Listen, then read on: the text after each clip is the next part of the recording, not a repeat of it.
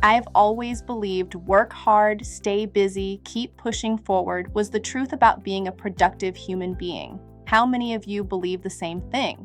What if I told you that today's story is about the moment I finally admitted to myself?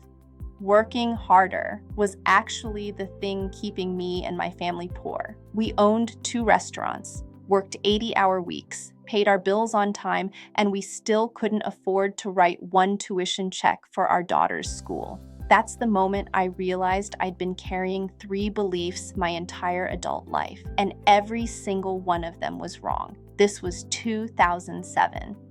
Our girls were both getting ready to start elementary school, and my husband and I wanted to give them the best start we could. So one afternoon, we toured a private school nearby. We walked through the classrooms, met the teachers, saw the small class sizes, and we loved everything about it. I remember picturing our daughters there, sitting in those little chairs and thinking, this is exactly what we want for them. Then we sat down in the office, and they handed us the tuition sheet. I looked at the number. Then I looked at my husband. Neither of us said anything for a second. That's when it hit me. Something had to change. I spent weeks turning that moment over in my head. Why did one tuition check feel impossible? The more I dug into it, the more I realized it wasn't about how much we were earning. It was about 3 beliefs that felt so obviously true, but perhaps I got it all wrong. I'm sharing them with you today. So here's belief number 1. If I work harder, I'll become wealthy. That's what I believed for years. Reflecting the last 10 years when we had our restaurants, I still remember looking forward to Sundays, not because they were easy, but because I knew what was waiting on the other side of them. We never really stopped moving once we walked through the restaurant doors at 6 a.m. Eggs scrambled, potatoes preheated, bacon stacked and ready before the first ticket even printed. As soon as breakfast rush was over, we had to get ready for the lunch crowd. By the time lunch service finally wound down, we hurried to clean up the kitchen, put everything away, then ended the day around 2 o'clock in the afternoon. I remember we got into the car and sat there without talking and just breathed.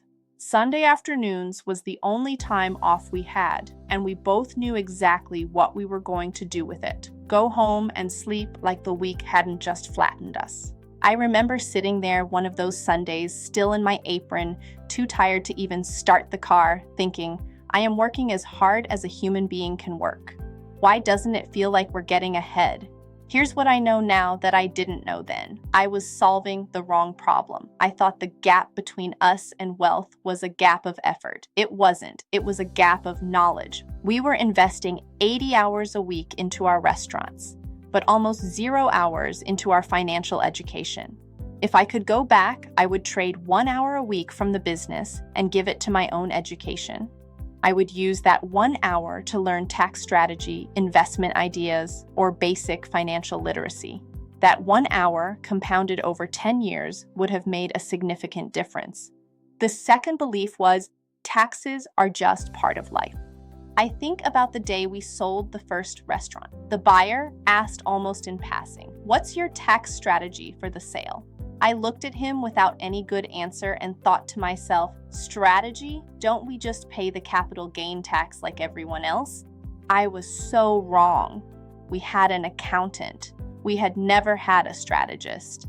For nearly a decade, doing our taxes meant a folder of receipts handed over every March, a signature, a check written, and relief that it was over for another year. Nobody ever sat us down and asked, what are you trying to build and how should your money move to get you there?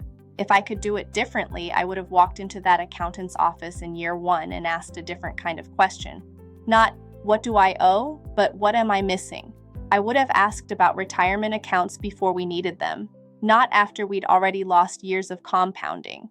I would have treated our accountant less like a mechanic who fixes what's broken once a year and more like a co-pilot who helps read the map before the trip. I imagine walking out of that office with a plan instead of a receipt. A written strategy taped inside our office door. Contribute here, restructure there, revisit in 12 months.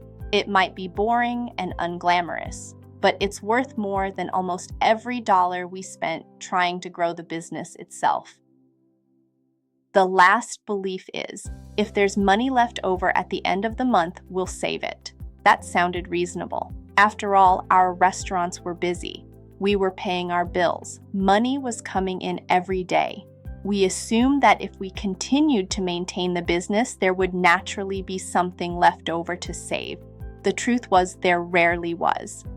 Thinking back, the first meeting we met with the potential buyer, he started asking questions. What's your payroll percentage? How much do you spend on inventory?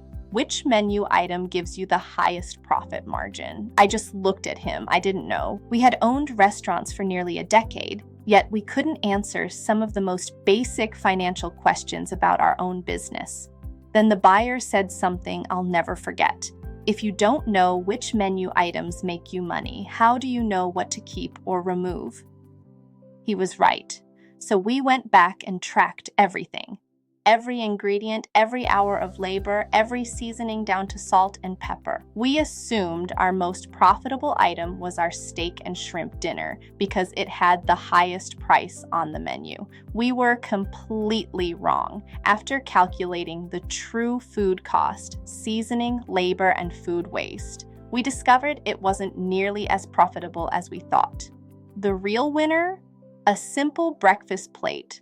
Pancakes, egg, and bacon. It had one of the lowest prices on the menu, but it consistently delivered one of the highest profit margins.